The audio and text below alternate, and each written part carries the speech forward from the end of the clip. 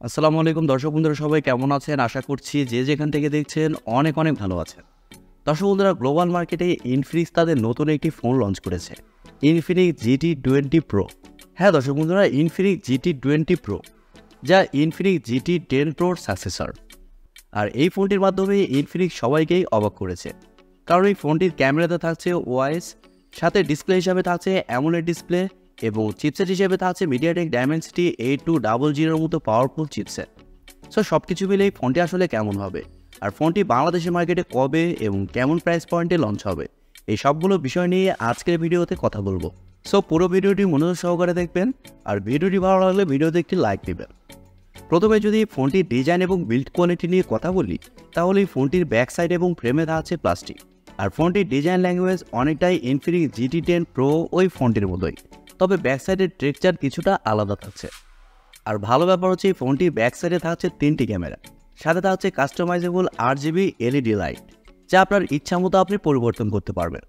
এবং আরও থাকছে IP54 ডাস্ট অ্যান্ড স্প্লেশ রেজিস্ট্যান্ট, অর্থাৎ এই ফোনটিতে হালকা পানির ছেটা ফোটা এবং ধুলো ময়লাও ঢুকছে না। এই ফোনটি থিকনেস করা হয়েছে 8.2 মিলিমিটার এবং ওজন করা হয়েছে 194 গ্রাম। এর কারণে এক হাতে এই ফোনটি আপনারা লং টাইম খুব ভালোভাবে ব্যবহার করতে পারবেন। আর পোর্টস অ্যান্ড বাটন হিসেবে এই ফোনটিতে আপনারা সব ধরনের পোর্টস অ্যান্ড বাটনও পেয়ে যাচ্ছেন।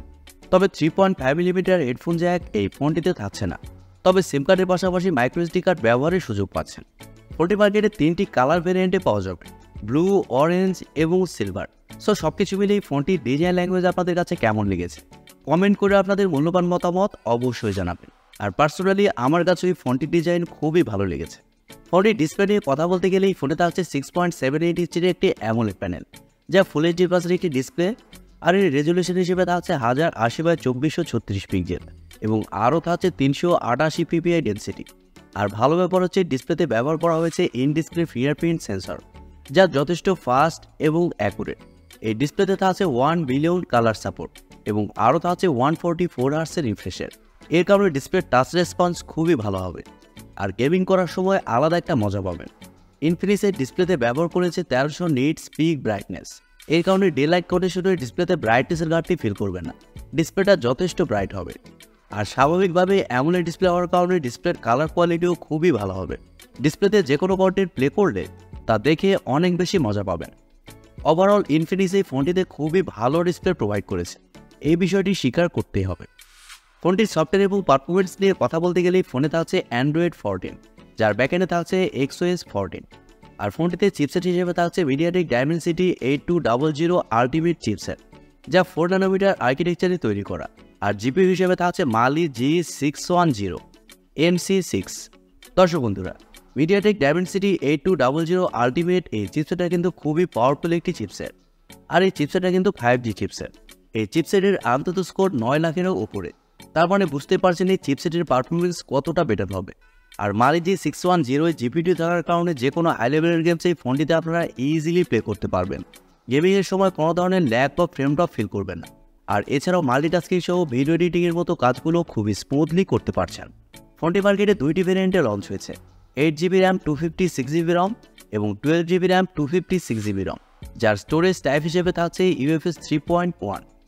ফোনটির ক্যামেরা সেকশনে কথা বলতে গেলে ফোনটির ব্যাক সাইডে থাকছে 3টি ক্যামেরা, যার মেইন সেন্সর হিসেবে থাকছে 108 মেগাপিক্সেলের একটি ওয়াইড সেন্সর, যা f1.8 অ্যাপারচার। আর এই সেন্সরে আপনারা ওআইএস পেয়ে যাচ্ছেন। এবং সেকেন্ডে থাকছে 2 মেগাপিক্সেলের একটি ম্যাক্রো এবং থার্ডে থাকছে 2 মেগাপিক্সেলের একটি ডেপথ সেন্সর। তবে আমার মনে হয়েছে এখানে একটি আলট্রা ওয়াইড সেন্সর থাকলে বেটার হতো। আর ব্যাক ক্যামেরার ফিচার হিসেবে থাকছে ফোয়ার্ড LED ফ্ল্যাশ, HDR প্যানোরামা। তবে ভালো ব্যাপার হচ্ছে এই ফোনটির ব্যাক ক্যামেরাতে আপনারা সর্বোচ্চ 4K-তে 60 FPS পর্যন্ত শ্যুট করতে পারছেন এবং 1080p-তে সর্বোচ্চ 240 FPS পর্যন্ত শ্যুট করতে পারছেন। ফোনটিতে সেলফি ক্যামেরা হিসেবে থাকছে 32 মেগাপিক্সেলের সেলফি ক্যামেরা। আর সেলফি ক্যামেরাতে আপনারা সর্বোচ্চ 2K-তে ভিডিও শ্যুট করতে পারছেন। আর সেলফিতেও আপনারা ডুয়েল LED ফ্ল্যাশের সাপোর্ট পেয়ে যাচ্ছেন, যার মাধ্যমে আপনারা লো লাইটেও ভালো সেলফি উঠাতে পারবেন। আর ফোনটির ফটো কোয়ালিটি এবং ভিডিও কোয়ালিটি নিয়ে কথা বলতে গেলে ফোনটির মেইন সেন্সরের ফটো কোয়ালিটি এবং ভিডিও কোয়ালিটি যথেষ্ট ভালো করা হয়েছে, আপনারা স্ক্রিনে দেখতেই পাচ্ছেন। আর ফোনটির আরেকটি ভালো ব্যাপার হচ্ছে এই ফোনে থাকছে stereo speakers tune by JBL। এর কারণে এই ফোনটির অডিও কোয়ালিটিও খুবই ভালো হবে। এই ফোনে আরও থাকছে ওয়াইফাই, ব্লুটুথ, GPS, NFC-র মতো আরও অনেক ফিচার।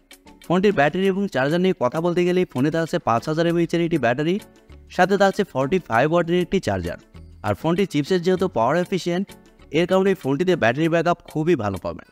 নর্মালি এই ফোনটি আপনারা 1.5 থেকে 2 দিন খুব ভালোভাবে চালাতে পারবেন। আর আপনি যদি হেভি ইউজার হন, তারপরে এই ফোনটি আপনাকে সারাদিনের ব্যাটারি ব্যাকআপ অনায়াসে দিয়ে দিবে। এবারে কথা হচ্ছে বাংলাদেশের মার্কেটে এই ফোনটি কবে আসছে। দর্শক বন্ধুরা, বাংলাদেশের মার্কেটে এই ফোনটি অফিসিয়ালি লঞ্চ হবে কিনা এই বিষয়ে 100% শিওর হয়ে কিছু বলা যাচ্ছে না। তবে হ্যাঁ, আনঅফিসিয়ালি ফোনটি দেশের বাজারে পাওয়া যাবে। আগামী 10 থেকে 15 দিনের মধ্যে এই ফোনটি দেশের বাজারে আনঅফিসিয়ালি আপনারা দেখতে পাবেন। আর দেশের বাজারে এই ফোনটির প্রাইস হতে পারে 32 থেকে 35,000 টাকার আশেপাশে। আর সত্য কথা বলতে ইনফিনিক্স এই ফোনটিতে খুবই ভালো কাজ করেছে। তারা এই ফোনটিতে ভালো চিপসেট দিয়েছে, পাশাপাশি ভালো ডিসপ্লেও দিয়েছে এবং ক্যামেরাতে মেইন সেন্সরের ওআইএস দিয়েছে। সো সব কিছু মিলিয়ে আমার মনে হয় আপনারা যারা এরকম প্রাইস পয়েন্টে ইনফিনিক্সের একটি ইউনিক ফোন নিতে চান, তারা এই ফোনটির জন্য ওয়েট করতে পারেন।